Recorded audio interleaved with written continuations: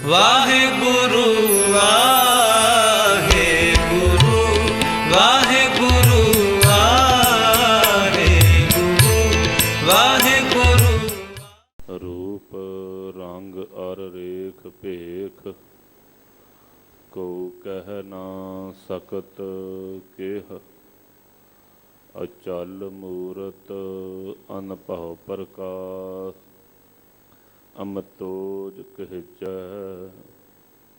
ਕੋਟ ਇੰਦਰ ਇੰਦਰਾਨ, ਸਾਹੇ ਸਾਹਾਨ ਗਨਜੈ। ਤਿਰ ਪਵਨ ਮਹੀਪ, ਸੁਰ ਨਰ ਅਸੁਰ। ਨੇਤ ਨੇਤ ਬਣ ਤ੍ਰਿਣ ਕਹਿਤ, ਤਵੈ ਸਰਬ ਨਾਮ ਕਥੈ ਕਵਨ। ਕਰਮ ਨਾਮ ਬਰਨਤ ਸੁਮਤ, ਮੂਕ ਉਚਰੈ ਸਾਸਤਰ ਖਟ। ਪਿੰਗ ਗ੍ਰਿਨ ਚੜ ਜਾਏ, ਅੰਧ ਲਖੈ ਬਦਰੋ ਸੁਨੈ। ਜੋ ਕਾਲ ਕਿਰਪਾ ਕਰਾਏ, ਕਹਾ ਬੁੱਧ ਪ੍ਰਭ ਤੁਸ਼ ਹਮਾਰੇ। ਬਰਨ ਸਕੈ ਮਹਿਮਾ ਜੇ ਤੁਹਾਰੀ, ਹਮ ਨਾ ਸਗਤ ਕਰ ਸਿਫਤ ਤੁਮਾਰੀ। ਆਪ ਲਿਹੋ ਤੁਮ ਕਥਾ ਸੁਧਾਰੀ, ਹਮ ਨਾ ਸਕਤ ਕਰ ਸਿਫਤ ਤੁਮਾਰੀ। ਆਪ ਲਿਹੋ ਤੁਮ ਕਥਾ ਸੁਧਾਰੀ। ਸਤਨਾਮ ਸ੍ਰੀ ਵਾਹਿਗੁਰੂ ਸਾਹਿਬ ਜੀ। ਜਬ ਜਰੀਆ ਤਬ ਹੋਏ ਭਸਮ ਤਨ, ਰਹਿ ਕਿਰਮ ਦਲ ਖਾਈ। ਕਾਚੀ ਗਾਗਰ ਨੀਰ ਪਰਤ ਹੈ, ਯਾ ਤਨ ਕੀ ਇਹ ਬੜਾਈ। ਜਬ ਜਰੀਆ ਤਬ ਹੋਏ ਭਸਮ ਤਨ, ਰਹਿ ਕਿਰਮ ਦਲ ਖਾਈ। ਕਾਚੀ ਗਾਗਰ ਨੀਰ ਪਰਤ ਹੈ, ਯਾ ਤਨ ਕੀ ਇਹ ਬੜਾਈ। ਕਾਹੇ ਭਈਆ ਫਿਰ ਤੋ ਫੂਲਿਆ ਫੂਲਿਆ। ਜਬ ਦਸ ਮਾਸ ਉਰਦ ਮੁਖ ਰਹਤਾ, ਸੋ ਦਿਨ ਕੈਸੇ ਭੂਲਿਆ। ਰਹਾਉ ਜਿਉ ਮਦ ਮਾਖੀ ਤਿਉ ਸਠੋਰ ਰਸ। ਜੋਰ ਜੋਰ ਧਨ ਕੀਆ, ਮਰਤੀ ਬਾਰ ਲੇਹੁ ਲੇਹੁ ਕਰੀਆ। ਭੂਤ ਰਹਿਨ ਕਿਉ ਦੀਆ, ਦੇਹੁਰੀ ਲੋ ਬਰੀ ਨਾਰ ਸੰਗ ਭਈ। ਆਗੈ ਸੱਜਣ ਸੁਹੇਲਾ, ਮਰਕਟ ਲੋ ਸਭ ਲੋਗ ਕੁਟੰਬ ਭਇਓ। ਆਗੈ ਹੰਸ ਅਕੇਲਾ, ਕਹਿਤ ਕਬੀਰ ਸੁਨਹੁ ਰੇ ਪ੍ਰਾਨੀ। ਪਰੇ ਕਾਲ ਗ੍ਰਸ ਕੂਆ, ਝੂਠੀ ਮਾਇਆ ਆਪ ਬੰਧਾਇਆ। ਜਿਉ ਨਲਨੀ ਭ੍ਰਮ ਸੂਆ, ਕਹਿਤ ਕਬੀਰ ਸੁਨਹੁ ਰੇ ਪ੍ਰਾਨੀ। ਪਰੇ ਕਾਲ ਗ੍ਰਸ ਕੂਆ, ਝੂਠੀ ਮਾਇਆ ਆਪ ਬੰਧਾਇਆ। ਜਿਉ ਨਲਨੀ ਭ੍ਰਮ ਸੂਆ।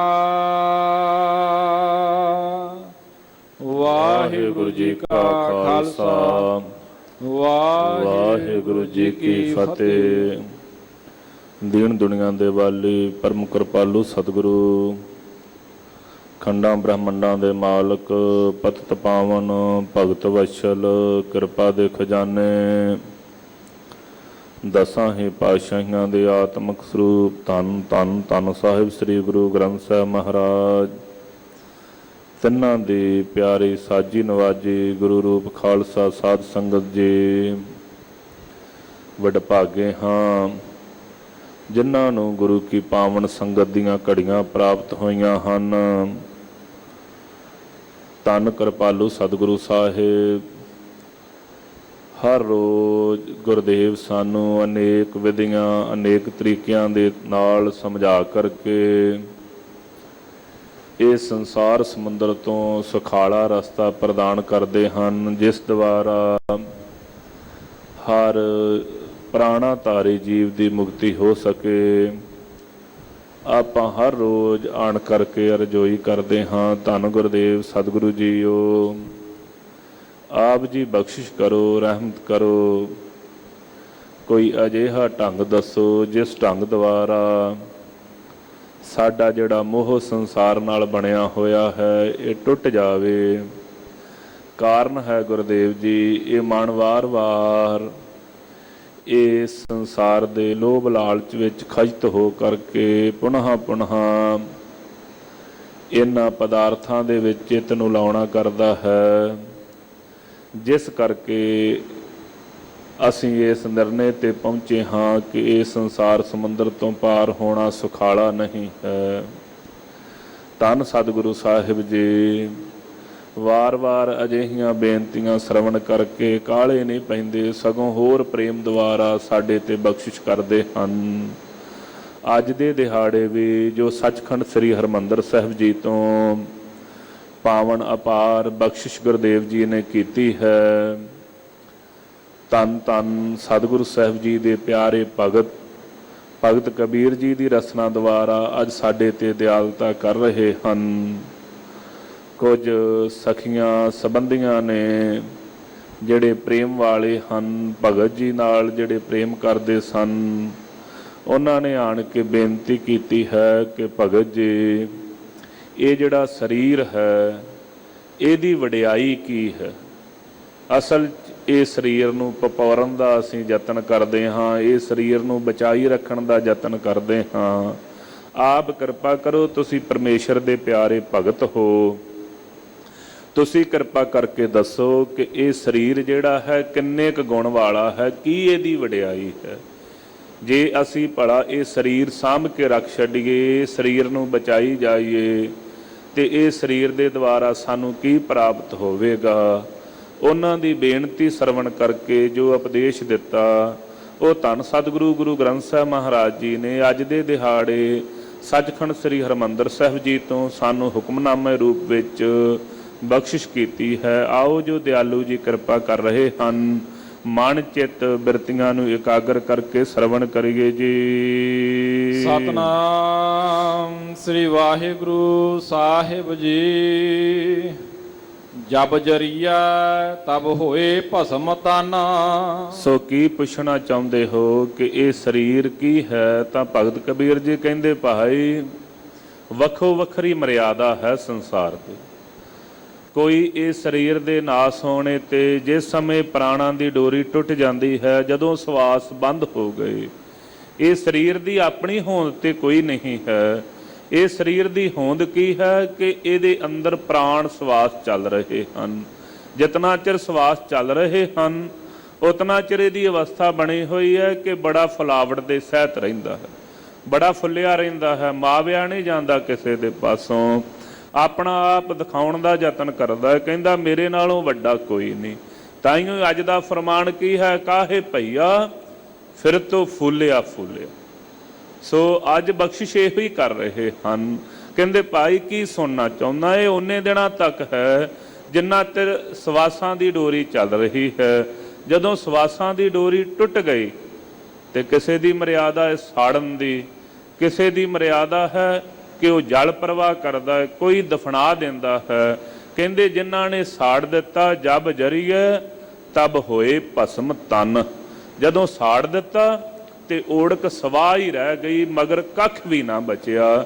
ਜਿਹਦਾ ਬੜਾ ਕਦੀ ਮਾਣ ਕਰਦਾ ਸਾਂ ਉਹਦੇ ਵਿੱਚ ਕੁਝ ਵੀ ਨਾ ਬਾਕੀ ਰਿਹਾ, ਕੇਵਲ ਸਵਾਹ ਹੀ ਪੱਲੇ ਪਈ ਜੇ। ਰਹਾ ਕਿਰਮ ਦਲ ਖਾਈ। ਤੇ ਕਹਿੰਦੇ ਜਿਨ੍ਹਾਂ ਨੇ ਭਾਈ ਦਫਨਾ ਦਿੱਤਾ ਧਰਤੀ ਦੇ ਵਿੱਚ, ਉਹ ਸਰੀਰ ਦੇ ਅੰਦਰੋਂ ਪਰਮੇਸ਼ਰ ਨੇ ਆਪੇ ਹੀ ਕਿਰਪਾ ਕਰਕੇ ਕਰਮ ਕੀੜੇ ਜਿਹੜੇ ਪੈਦਾ ਕਰ ਦਿੱਤੇ, ਉਹਨਾਂ ਕੀੜਿਆਂ ਦੁਆਰਾ, ਉਹਨਾਂ ਕਰਮਾਂ ਦੁਆਰਾ ਉਹ ਸਰੀਰ ਦਾ ਅੰਤ ਨਾਸ ਹੋ ਗਿਆ।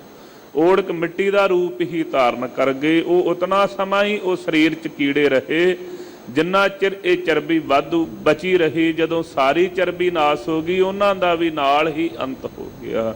ਇਹ ਪਰਮੇਸ਼ਰ ਵਾਹਿਗੁਰੂ ਦੀ ਵੇਖ ਕਲਾ। ਜਿਹੜਾ ਸੜ ਗਿਆ ਹੈ ਉਸ ਨੂੰ ਵੀ ਸਵਾਹ ਦੇ ਵਿੱਚ, ਜਿਹਨੂੰ ਭਗਤਾਂ ਨੇ ਬੜੇ ਸੁੰਦਰ ਤਰੀਕੇ ਨਾਲ ਸਮਝਾਇਆ ਸੀ। ਕੋਈ ਖਾਕ ਦੀ ਨਿੰਦਿਆ ਕਰ ਰਿਹਾ ਸੀ, ਧੂੜ ਦੀ, ਤੇ ਭਗਤ ਪਰਮੇਸ਼ਰ ਦੇ ਪਿਆਰੇ ਲਾਗੇ ਆ ਗਏ, ਕਹਿਣ ਲੱਗੇ ਭਾਈ ਧੂੜ ਦੀ ਨਿੰਦਿਆ ਨਾ ਕਰਿਆ ਕਰ। ਕਿਉਂ ਜੀ, ਕਿਉਂ ਨਾ ਕਰਾਂ? ਕਹਿੰਦੇ ਫਰੀਦਾ ਖਾਕ ਨਾ ਨਿੰਦੀਐ, ਖਾਕੂ ਜੀੜ ਨਾ ਕੋਏ, ਜੀਵ ਦਿਆ ਪੈਰਾਂ ਤਲੇ ਮੋਇਆਂ ਉੱਪਰ ਹੋਏ। ਕਹਿਣ ਲੱਗੇ ਇਹਦੀ ਨਿੰਦਿਆ ਨਾ ਕਰ, ਜਿਹੜੀ ਜਿਉਂਦੇ ਜੀ ਤੇਰੇ ਪੈਰਾਂ ਥੱਲੇ ਹੈ, ਜਿਸ ਦਿਨ ਮਰ ਗਿਆ ਮੋ ਗਿਆ ਉਸੇ ਦਿਨ ਇਸ ਨੇ ਤੇਰੇ ਉੱਪਰ ਆ ਜਾਣਾ। ਇਸ ਕਰਕੇ ਇਹ ਨਿੰਦਿਆ ਕਰਨ ਦਾ ਵਿਸ਼ਾ ਨਹੀਂ ਹੈ। ਇਵੇਂ ਹੀ ਮਹਾਰਾਜ ਭਗਤ ਕਬੀਰ ਜੀ, ਸਾਹਿਬ ਕਬੀਰ ਜੀ ਇੱਥੇ ਬਖਸ਼ਿਸ਼ ਕਰ ਰਹੇ ਹਨ। ਜਬ ਜਰੀਏ ਤਬ ਹੋਏ ਭਸਮ ਤਨ, ਰਹਿ ਕਰਮ ਦਲ ਖਾਈ। ਜਿਨ੍ਹਾਂ ਦਫਨਾ ਦਿੱਤਾ ਉਹਨਾਂ ਨੂੰ ਕਰਮ ਖਾ ਗਏ ਜੇ। ਕਾਚੀ ਗਾਗਰ ਨੀਰ ਪਰਤ ਹੈ। ਨਹੀਂ ਜੀ, ਸਾਡੇ ਮਰਿਆਦਾ ਹੈ, ਦੂਸਰੇ ਆ ਗਏ, ਅਸੀਂ ਜਲ ਪ੍ਰਵਾਹ ਕਰਦੇ ਹਾਂ। ਕਹਿੰਦੇ ਫਿਰ ਭਾਈ ਜਿਵੇਂ ਕੱਚਾ ਘੜਾ, ਕੱਚੀ ਗਾਗਰ ਮਿੱਟੀ ਦੀ ਜਿਹੜੀ ਹੈ ਉਹ ਪਾਣੀ ਚਰੋੜ ਦਈਏ ਤੇ ਓੜਕ ਪਾਣੀ ਵਿੱਚ ਹੀ ਉਹ ਮਿਲ ਜਾਂਦੀ ਹੈ, ਮਿੱਟੀ ਜਿਹੜੀ ਹੈ ਗਲ ਜਾਂਦੀ ਹੈ। ਇਵੇਂ ਹੀ ਇਹ ਸਰੀਰ ਮਿੱਟੀ ਦੀ ਨਿਆਏ, ਮਿੱਟੀ ਦਾ ਹੀ ਬਣਿਆ ਹੋਇਆ, ਪਾਣੀ ਵਿੱਚ ਰਹਿਣੇ ਤੇ ਗਰ ਕਰਕੇ ਉਹਦੇ ਵਿੱਚ ਹੀ ਸਮਾ ਜਾਵੇਗਾ। ਇਹਦੀ ਅਵਸਥਾ ਜਿਵੇਂ ਗਾਗਰ ਕੱਚੇ ਘੜੇ 'ਚ ਪਾਣੀ ਭਰ ਜਾਂਦਾ ਹੈ, ਇਵੇਂ ਇਹਦੇ 'ਚ ਪਾਣੀ ਭਰ ਜਾਵੇਗਾ, ਇਹ ਨਾਸ ਹੋ ਜਾਵੇਗੀ। ਇਹੋ ਹੀ ਇਹਦੀ ਸੋ ਸਮਝ ਲੈਣਾ ਕਰੀਏ। ਇਹ ਕਾਚੀ ਗਾਗਰ ਨੀਰ ਪੜਤ ਹੈ, ਇਹ ਤਨ ਕੀ ਇਹ ਵਡਾਈ। ਇਹ ਤਨ ਦੀ ਇਹੋ ਹੀ ਵਡਿਆਈ, ਇਹੋ ਕੋਜੀ ਜੇ। ਆ ਸਰੀਰ ਦੀ ਬਣਾਉਤ ਇਹੋ ਕੋਜੀ ਹੈ। ਅਖੀਰ ਇਹਦੀ ਜਿਹੜੀ ਅਵਸਥਾ ਇਸੇ ਚੀਜ਼ ਨੂੰ ਪ੍ਰਾਪਤ ਹੋ ਸਕਦਾ, ਇਸ ਤੋਂ ਪਰੇ ਕੱਖ ਨਹੀਂ ਕਰ ਸਕਦਾ। ਹਾਂ, ਜੇ ਸਵਾਸਾਂ ਨੂੰ ਧਾਰਨ ਕਰਕੇ ਨਾਮ ਸਿਮਰਨ ਅਭਿਆਸ ਪ੍ਰੇਮਾ ਭਗਤੀ ਕੀਤੀ ਹੈ, ਸਰੀਰ ਸਫਲ ਕਿੰਨਾਂ ਦਾ ਹੈ? ਜਿਨ੍ਹਾਂ ਨੇ ਇਹ ਸਰੀਰ ਨੂੰ ਇੱਕ ਸਰਾਂ ਦੀ ਤਰ੍ਹਾਂ ਜਾਣ ਕਰਕੇ ਵਰਤਿਆ ਹੈ ਕਿ ਇੱਥੇ ਸਦੀਵੀ ਨਹੀਂ ਆਏ ਹੋਏ ਹਾਂ, ਆਏ ਹਾਂ ਕਾਰਜ ਵਾਸਤੇ। ਜਿਵੇਂ ਕੋਈ ਸ਼ਾਹੂਕਾਰ ਕਿਸੇ ਸ਼ਹਿਰ ਵਿੱਚ ਜਾ ਕਰਕੇ ਸਰਾਂ 'ਚ ਵਾਸਾ ਕਰਦਾ ਹੈ, ਪਰ ਉਹਦਾ ਪ੍ਰਯੋਜਨ ਇਹ ਹੈ ਕਿ ਉੱਥੋਂ ਕੁਝ ਨਾ ਕੁਝ ਉਹ ਵਸਤੂ ਪ੍ਰਾਪਤ ਕਰਕੇ ਜਿਹਦੇ ਦੁਆਰਾ ਉਹਨੂੰ ਲਾਹਾ ਪ੍ਰਾਪਤ ਹੋ ਸਕੇ। ਆਪਣੇ ਦੇਸ਼ ਵਿੱਚ ਜਾ ਕਰਕੇ ਦੂਸਰੇ ਮੁਲਕ 'ਚ ਗਿਆ, ਸਰਾਂ ਬੁੱਕ ਕੀਤੀ ਹੈ, ਰਿਹਾ ਹੈ, ਉੱਥੇ ਲਾਹਾ ਪ੍ਰਾਪਤ ਕਰਨ ਵਾਲੀ ਵਸਤੂ ਜਿਹੜੀ ਉਹ ਵਿਹਾਜਣਾ ਕੀਤੀ, ਖਰੀਦਣਾ ਕੀਤੀ, ਉਹਨੂੰ ਲੈ ਕਰਕੇ ਆਪਣੇ ਦੇਸ਼ ਪਹੁੰਚਿਆ। ਆਪਣੇ ਦੇਸ਼ ਜਾ ਕਰਕੇ ਉਹਦਾ ਬਹੁਤਾ ਮੁੱਲ ਵਟ ਲਿਆ ਤਾਂ ਫਾਇਦਾ ਹੈ, ਪਰ ਜੇ ਜਾ ਕਰਕੇ ਸਰਾਂ 'ਚ ਸੌਂ ਕਰਕੇ ਵਾਪਸ ਮੁੜ ਆਇਆ ਤਾਂ ਕੋਈ ਫਾਇਦਾ ਨਹੀਂ ਪ੍ਰਾਪਤ ਹੋਵੇਗਾ। ਕੀ ਹੋਵੇਗਾ? ਜਿਹੜਾ ਨਾਲ ਲੈ ਕਰਕੇ ਧਨ ਗਿਆ ਸੀ ਉਹ ਵੀ ਭਾਈ ਗਵਾ ਕੇ ਵਾਪਸ ਮੁੜ ਆਵੇਗਾ। ਇਵੇਂ ਜਿਹੜੇ ਪਰਮੇਸ਼ਰ ਵਾਹਿਗੁਰੂ ਦੇ ਪਿਆਰੇ ਹਨ, ਉਹਨਾਂ ਨੇ ਇਹ ਸਰੀਰ ਨੂੰ ਨਾਸਵੰਤ ਜਾਣ ਕਰਕੇ ਜਿਹੜੀ ਸਵਾਸਾਂ ਰੂਪੀ ਪੂੰਜੀ ਸੀ, ਉੱਥੇ ਸ਼ਾਹੂਕਾਰ ਧਨ ਲੈ ਕਰਕੇ ਗਿਆ ਹੈ। ਇੱਥੇ ਜਿਤਨੇ ਵੀ ਪ੍ਰਾਣਾ ਧਾਰੀ ਜੀਵ ਹਾਂ, ਸਾਰੇ ਪਰਮੇਸ਼ਰ ਵਾਹਿਗੁਰੂ ਜੀ ਦੇ ਪਾਸੋਂ ਇਹ ਸਵਾਸਾਂ ਰੂਪੀ ਧਨ ਲੈ ਕਰਕੇ ਆਏ ਹਾਂ। ਜੇ ਸਵਾਸਾਂ ਰੂਪੀ ਧਨ ਲੈ ਕਰਕੇ ਇਸ ਦੇਸ਼ ਦੇ ਵਿੱਚ, ਜਿੱਥੋਂ ਸਾਨੂੰ ਗੁਰਬਾਣੀ ਵਾਰ-ਵਾਰ ਸਮਝਾਉਂਦੀ ਹੈ, ਸਭਨਾ ਸਹੁਰੇ ਵੰਜਨਾ ਸਭ ਮੁਕਲਾਵਣ ਹਾਰ। ਇਹ ਭਾਈ, ਇਹ ਜਿਹੜਾ ਤੇਰਾ ਪੇਕਾ ਘਰ ਹੈ ਨਾ ਮਾਤ ਲੋਕ, ਇਸ ਨੂੰ ਛੱਡ ਕਰਕੇ ਤੈਨੂੰ ਸਹੁਰੇ ਘਰ ਜਾਣਾ ਪਵੇਗਾ। ਵੇਖ, ਵਸਤ ਵਿਹਾਜਣ ਵਾਸਤੇ ਆਇਆ ਹੈ, ਤੈਨੂੰ ਚਾਹੀਦਾ ਹੈ ਇਹ ਸਵਾਸਾਂ ਰੂਪੀ ਪੂੰਜੀ ਦੇ ਬਦਲੇ ਪਰਮੇਸ਼ਰ ਵਾਹਿਗੁਰੂ ਦਾ ਜਿਹੜਾ ਨਾਮ ਧਨ ਹੈ ਨਾ, ਜਿਹੜੀ ਦੁਰਲੱਭ ਵਸਤੂ ਹੈ, ਉਸ ਨੂੰ ਪ੍ਰਾਪਤ ਕਰ ਲੈ। ਜੇ ਉਸ ਨੂੰ ਪ੍ਰਾਪਤ ਕਰ ਲਵੇਂਗਾ ਤੇ ਫਿਰ ਤੇਰੇ ਤੇ ਬਖਸ਼ਿਸ਼ ਹੋ ਜਾਵੇਗੀ, ਫਿਰ ਤੈਨੂੰ ਇਹ ਅਵਸਥਾ ਪ੍ਰਾਪਤ ਹੋ ਜਾਵੇਗੀ ਕਿ ਜਿਹ ਮਾਰਗ ਕੇ ਗਣੇ ਜਾਹੇ ਨਾ ਕੋਸਾ, ਹਰ ਕਾ ਨਾਮ ਊਹਾ ਸੰਗ ਤੋਸਾ, ਜਿਹ ਪੈਡੇ ਮਹ ਅੰਧ ਗਬਾਰਾ, ਹਰ ਕਾ ਨਾਮ ਤੇ ਸੰਗ ਉਜਿਆਰਾ, ਜਹਾਂ ਪੰਥ ਤੇਰਾ ਕੋ ਨਾਸ਼ੀ ਆਨੂ, ਹਰ ਕਾ ਨਾਮ ਤਹ ਨਾਲ ਪਹਿਚਾਨੂ। ਸੋ ਇਹ ਅਵਸਥਾ ਪ੍ਰਾਪਤ ਕਰਨ ਵਾਸਤੇ ਤੈਨੂੰ ਇਹ ਸਵਾਸਾਂ ਰੂਪੀ ਪੂੰਜੀ ਜਿਹੜੀ ਹੈ, ਧਨ ਜਿਹੜਾ ਹੈ, ਉਹ ਚੰਗੇ ਪਾਸੇ ਖਰਚਣਾ ਪਵੇਗਾ। ਜੇ ਨਹੀਂ ਖਰਚਿਆ, ਜੇ ਸਰੀਰ ਨੂੰ ਪਪੋਰਨ ਤੇ, ਇਹਨੂੰ ਪਾਲਣ ਤੇ, ਇਹਨੂੰ ਹੀ ਥੰਮੀਆਂ ਦਿੰਦਾ ਰਿਹਾ, ਤੇ ਫਿਰ ਕਹਿੰਦੇ ਇਹਦੀ ਵਡਿਆਈ ਤੇ ਇਹੋ ਹੀ ਹੈ, ਜੇ ਸੜੇਗਾ ਤੇ ਭਸਮ ਹੋਵੇਗਾ, ਜੇ ਦਫਨਾ ਦਿੱਤਾ ਗਿਆ ਤੇ ਫਿਰ ਭਾਈ ਕੀੜੇ ਖਾ ਜਾਣਗੇ, ਜੇ ਇਹਨੂੰ ਪਾਣੀ ਦੇ ਵਿੱਚ ਸੁੱਟ ਦਿੱਤਾ ਤੇ ਗਰ ਜਾਵੇਗਾ। ਇਹੋ ਹੀ ਇਹਦੀ ਵਡਿਆਈ ਹੈ, ਕੱਚੇ ਭਾਂਡੇ ਦੀ ਤਰ੍ਹਾਂ ਜੇ ਯਾ ਤਨ ਕੀ ਇਹ ਬੜਾਈ, ਇਹੋ ਹੀ ਇਹਦੀ ਵਡਿਆਈ, ਇਹੋ ਹੀ ਇਹਦੀ ਅਵਸਥਾ ਹੈ। ਕਾਹੇ ਭਈਆ ਫਿਰ ਤੋ ਫੁੱਲਿਆ ਫੁੱਲਿਆ। ਬਖਸ਼ਿਸ਼ ਕਰਦੇ ਨੇ, ਕਹਿੰਦੇ ਭਾਈ ਕਾਦੇ ਵਾਸਤੇ ਫੁੱਲ ਦੀ ਤਰ੍ਹਾਂ ਫੁੱਲਿਆ ਹੋਇਆ ਹੈ। ਜਿਵੇਂ ਫੁੱਲ ਫੁੱਲੇ ਹੁੰਦੇ ਨੇ, ਐਵੇਂ ਕਾਦੇ ਲਈ ਫੁੱਲਿਆ ਫਿਰਦਾ ਹੈ। ਬਹੁਤੀ ਫਲਾਵਟ ਵਿੱਚ ਜਿਹੜਾ ਦੀਵੇ ਦੀ ਬੱਤੀ ਤੇ ਬਲਦਾ, ਉਹਨੂੰ ਵੀ ਫੁੱਲ ਹੀ ਕਹਿੰਦੇ ਨੇ ਨਾ। ਕਹਿੰਦੇ ਵੇਖ ਲਾ, ਫੁੱਲਿਆ ਉਹ ਵੀ ਬੜਾ ਹੁੰਦਾ ਜਿੰਨਾ ਚਿਰ ਅਗਨੀ ਜਲ ਰਹੀ ਹੁੰਦੀ ਹੈ, ਪਰ ਓੜਕ ਕਾਲੀ ਸਵਾਹ ਹੀ ਰਹਿ ਜਾਂਦੀ ਹੈ ਪੱਲੇ। ਐਵੇਂ ਹੀ ਕਾਦੇ ਲਈ ਭਾਈ ਫਲਾਵਟ ਵਿੱਚ ਤੁਰਿਆ ਫਿਰਦਾ ਹੈ। ਜਬ ਦਾ ਸਮਾਸ ਉਰਦ ਮੁਖ ਰਹਤਾ। ਕਹਿੰਦੇ ਚੇਤੇ ਕਰ, ਜਦੋਂ 10 ਮਹੀਨੇ ਮਾਤਾ ਦੇ ਗਰਭ ਦੇ ਵਿੱਚ ਪੁੱਠਾ ਲਮਕ ਰਿਹਾ ਸੈਂ, ਜਦੋਂ ਪਰਮੇਸ਼ਰ ਵਾਹਿਗੁਰੂ ਦੇ ਅੱਗੇ ਅਰਦਾਸਾਂ ਅਰਜ਼ੋਈਆਂ ਕਰਦਾ ਸੈਂ ਕਿ ਹੇ ਪਰਮੇਸ਼ਰ ਵਾਹਿਗੁਰੂ, ਇੱਕ ਵਾਰ ਇਸ ਜਠਰਾ ਅਗਨੀ ਜਿੱਥੇ ਬਹੁਤੀ ਬਲ ਰਹੀ ਹੈ, ਇੱਥੇ ਪਏ ਹੋਏ ਦੁੱਖਾਂ ਦੇ ਵਿੱਚੋਂ ਮੈਨੂੰ ਕੱਢਣਾ ਕਰ। ਮੈਂ ਤੇਰੀ ਕਿਰਪਾ ਸਦਕਾ ਹਰ ਰੋਜ਼ ਆਪਣੇ ਜੀਵਨ ਦਾ ਦਸਵੰਧ ਤੇਰੇ ਭੇਟਾ ਕਰਾਂਗਾ। ਸੋ ਮੈਂ ਇਸ ਤਰੀਕੇ ਦੇ ਨਾਲ ਆਪਣੇ ਸਵਾਸਾਂ ਵਿੱਚੋਂ 10ਵਾਂ ਹਿੱਸਾ ਤੇਰੇ ਨਾਮ ਲਾ ਕਰਕੇ ਤੇਰੀ ਬੰਦਗੀ ਜ਼ਰੂਰ ਕਰਿਆ ਕਰਾਂਗਾ। ਹੋਰ ਮਹਾਰਾਜ, ਮੈਂ ਹਰ ਵੇਲੇ ਸਿਮਰਨ ਵਿੱਚ ਹੀ ਜੁੜਿਆ ਰਵਾਂਗਾ, ਪਰ ਇੱਕ ਵਾਰੀ ਕਿਰਪਾ ਕਰ, ਤੂੰ ਇੱਥੋਂ ਮੈਨੂੰ ਕੱਢ ਲੈਣਾ ਕਰ। ਤਾਂ ਮਹਾਰਾਜ ਕਹਿ ਰਹੇ ਨੇ, ਕਾਹੇ ਭਈਆ ਫਿਰ ਤੋਂ ਫੁੱਲਿਆ ਫੁੱਲਿਆ, ਜਬ 10 ਮਾਸ ਉਰਦ ਮੁਖ ਰਹਤਾ। ਜਦੋਂ 10 ਮਹੀਨਿਆਂ ਤੱਕ ਸੋ ਪੁੱਠੇ ਮੂੰਹ ਲਮਕ ਰਿਆ ਸੀ, ਸੋ ਦਿਨ ਕੈਸੇ ਭੁੱਲਿਆ।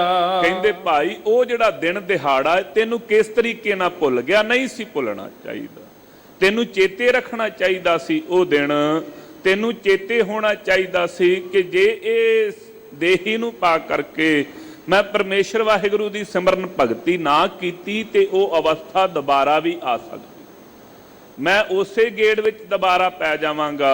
ਇਸ ਕਰਕੇ ਮਹਾਰਾਜ ਕਹਿੰਦੇ ਉਹ ਦਿਨ ਤੈਨੂੰ ਭੁੱਲਣਾ ਨਹੀਂ ਚਾਹੀਦਾ ਸੀ। ਰਹਾਉ ਬਸਰਾਮ ਦੇ ਕੇ ਬਖਸ਼ਿਸ਼ ਕਰਦੇ ਨੇ, ਭਾਈ ਚੇਤੇ ਰੱਖਿਆ ਕਰ। ਜੋ ਮਦਮਾਖੀ ਤਿਉ ਸਠੋਰ ਰਸ। ਸੋ ਮਹਾਰਾਜ ਜੀ, ਮੈਂ ਬਹੁਤਾ ਧਨ ਇਕੱਤਰ ਕਰ ਲਵਾਂ ਭਲਾ, ਮੈਂ ਨਾਮ ਨਾ ਹੀ ਜਪਾਂ, ਠੀਕ ਹੈ ਤੁਸੀਂ ਕਹੀ ਜਾਂਦੇ ਜੇ ਮੈਂ ਬਹੁਤਾ ਧਨ ਪ੍ਰਾਪਤ ਕਰ ਲਵਾਂ, ਬਹੁਤਾ ਧਨ ਇਕੱਤਰ ਕਰ ਲਵਾਂ, ਫਿਰ ਕੀ ਹੋਵੇਗਾ। ਤਾਂ ਪ੍ਰਮਾਣ ਦੇ ਕਰਕੇ ਸਾਹਿਬ ਸ੍ਰੀ ਗੁਰੂ ਗ੍ਰੰਥ ਸਾਹਿਬ ਮਹਾਰਾਜ ਸਾਡੇ ਤੇ ਬਖਸ਼ਿਸ਼ ਕਰਦੇ ਨੇ, ਸਠੋਰ 60 ਔਰ 60 ਨਾਮ ਹੁੰਦਾ ਹੈ ਮੂਰਖ ਦਾ, ਔਰ ਹਿਰਦੇ ਕਰਕੇ ਕਹਿਣ ਲੱਗੇ ਹਿਰਦੇ ਦੇ ਮੂਰਖਾ ਬਸ ਸਮਝਾ, ਤੈਨੂੰ ਅਸੀਂ ਦੱਸਦੇ ਹਾਂ ਜਿਉਂ ਮਦ ਮਾਖੀ ਤੋਂ ਸਠੋਰ ਰਸ, ਜਿਹੜਾ ਹਿਰਦੇ ਦੇ ਕਪਟ ਕਰਕੇ ਅਨੇਕਾਂ ਤਰੀਕਿਆਂ ਦੇ ਨਾਲ ਧਨ ਇਕੱਤਰ ਕਰਨਾ।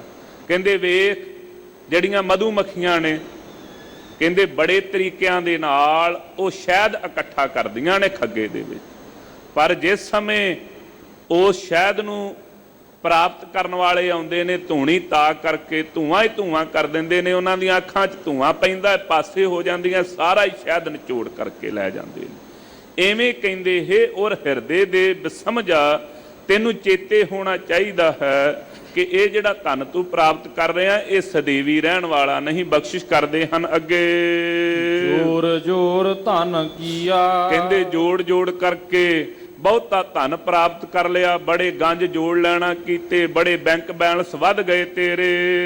ਮਰਤੀ ਬਾਰ ਲੇਹੋ ਲੇਹੋ ਕਰੀਆ। ਕਹਿੰਦੇ ਜਦੋਂ ਮਰ ਗਿਆ ਭਾਈ ਉਦੋਂ ਸਾਰੇ ਕਹਿੰਦੇ ਆ ਮਰਨ ਦਾ ਵੇਲਾ ਆ, ਸਾਰੇ ਕਹਿੰਦੇ ਲੈ ਲਵੋ ਪ੍ਰਾਪਤ ਕਰ ਲਵੋ।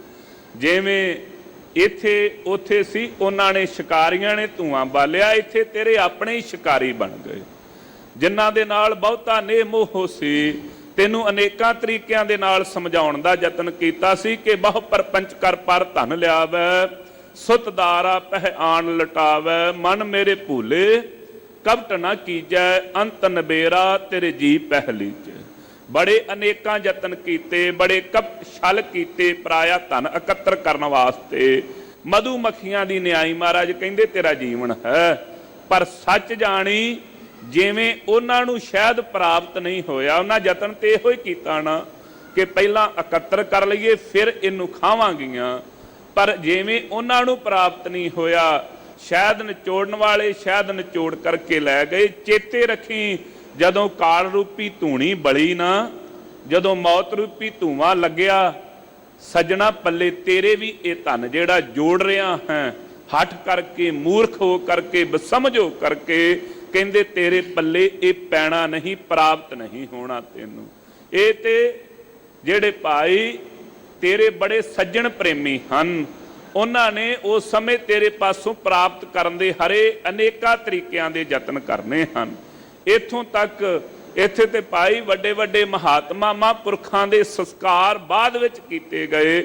ਪਹਿਲਾਂ ਉਹਨਾਂ ਦੇ ਧਨ ਜਿਹੜੇ ਹਨ ਉਹਨਾਂ ਨੂੰ ਪਾਸੇ ਕਰਕੇ ਉਹਨਾਂ ਦੀਆਂ ਜਾਇਦਾਦਾਂ ਦਾ ਵੇਰਵਾ ਜਿਹੜਾ ਹੈ ਉਹ ਚੇਲਿਆਂ ਨੇ ਪਹਿਲਾਂ ਸਾਂਭਿਆ, ਸਰੀਰਾਂ ਦੀ ਸਾਂਭ ਸੰਭਾਲ ਬਾਅਦ ਵਿੱਚ। ਤੇ ਮਨ 'ਚ ਵਿਚਾਰ ਆ ਜਾਵੇਗੀ ਮਹਾਰਾਜ ਜੀ ਠੀਕ ਹੈ, ਪਰ ਇਹ ਮੇਰੇ ਆਪਣੇ ਸੱਜਣ ਪੁੱਤਰ ਨੇ, ਮੇਰੇ ਨਾਲ ਨੇਹ ਕਰਦੇ ਹਨ। ਕਹਿੰਦੇ ਨਹੀਂ, ਮਰਤੀ ਬਾਰ ਲੇਹੋ ਲੇਹੋ ਕਰੀਏ। ਕਹਿੰਦੇ ਸੱਜਣਾ ਜਦੋਂ ਮਰ ਗਿਆ ਨਾ ਉਦੋਂ ਕਹਿੰਦੇ ਲੈ ਜਾਵੋ, ਹੁਣ ਘਰ ਦੇ ਵਿੱਚ ਇਹਨੂੰ ਬਹੁਤਾ ਚਿਰ ਨਾ ਰੱਖੋ। ਕਹਿੰਦੇ ਕਾਦੇ ਲਈ ਇਹਨੂੰ ਰੱਖਿਆ ਹੋਇਆ, ਕਿਉਂ ਕਹਿੰਦੇ ਹਨ ਲੈ ਜਾਵੋ ਜੀ। ਭੂਤ ਰਹਿਨ ਕਿਉ ਦੀਆ। ਕਹਿਣ ਲੱਗੇ ਇਹ ਭੂਤ ਨੂੰ ਕਾਦੇ ਲਈ ਘਰ 'ਚ ਰੱਖਿਆ ਹੋਇਆ ਹੈ। ਧੀਆਂ ਪੁੱਤਰ ਜਿਨ੍ਹਾਂ ਨਾਲ ਬੜਾ ਮੋਹ ਕਰਦਾ ਸਾਂ, ਪੋਤਰੀਆਂ ਪੋਤੇ, ਉਹ ਵੀ ਕਹਿਣ ਲੱਗੇ ਬਾਪੂ ਭੂਤ ਲੱਗਦਾ, ਡਰ ਲੱਗਦਾ ਹੈ ਸਾਨੂੰ ਬਾਪੂ ਦੇ ਲਾਗੇ ਜਾਣ ਨੂੰ, ਸਾਡਾ ਜੀ ਨਹੀਂ ਕਰਦਾ। ਹੁਣ ਸਾਡਾ ਦਾਦੀ ਦੇ ਪਾਸ ਬੈਣ ਨੂੰ ਜੀ ਨਹੀਂ ਕਰਦਾ, ਇਹਨੂੰ ਲੈ ਜਾਵੋ, ਇੱਥੇ ਬਹੁਤਾ ਚਿਰ ਨਾ ਰੱਖੋ, ਇਹਨੂੰ ਛੇਤੀ ਤੋਂ ਛੇਤੀ ਕੱਢ ਦੇਣਾ ਕਰੋ ਜੀ।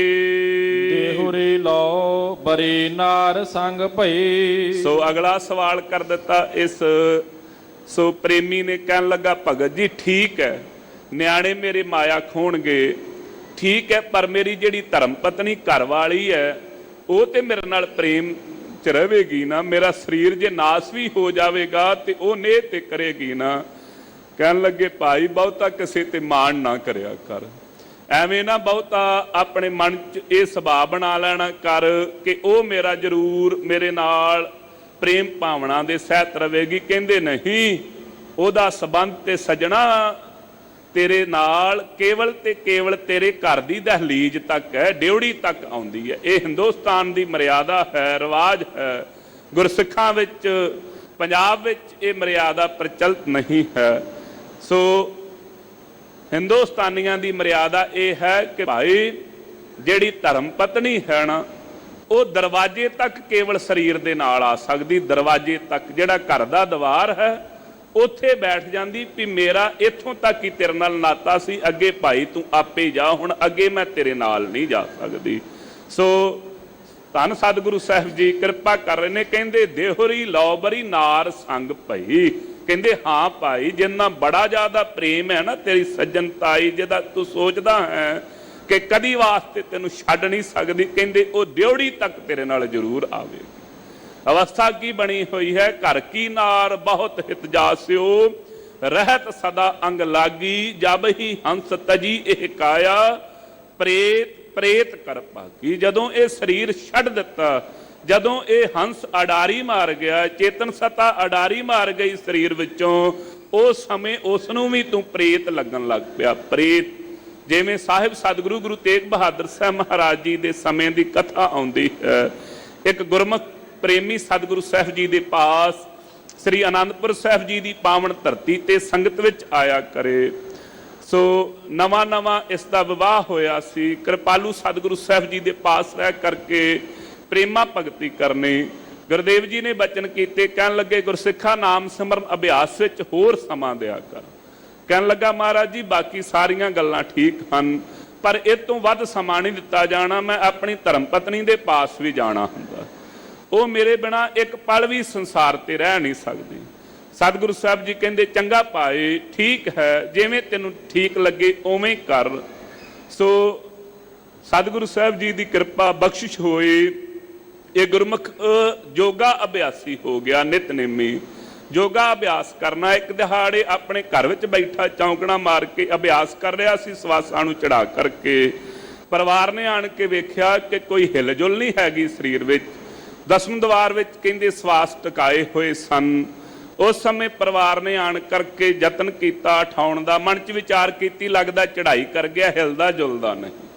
ਜਿਸ ਸਮੇਂ ਐਸੀ ਵਿਚਾਰ ਕੀਤੀ ਹੈ, ਸੋ ਸਾਰੇ ਸਲਾਹ ਕਰਦੇ ਨੇ ਹੁਣ ਇਸ ਨੂੰ ਬਾਹਰ ਕੱਢੀਏ।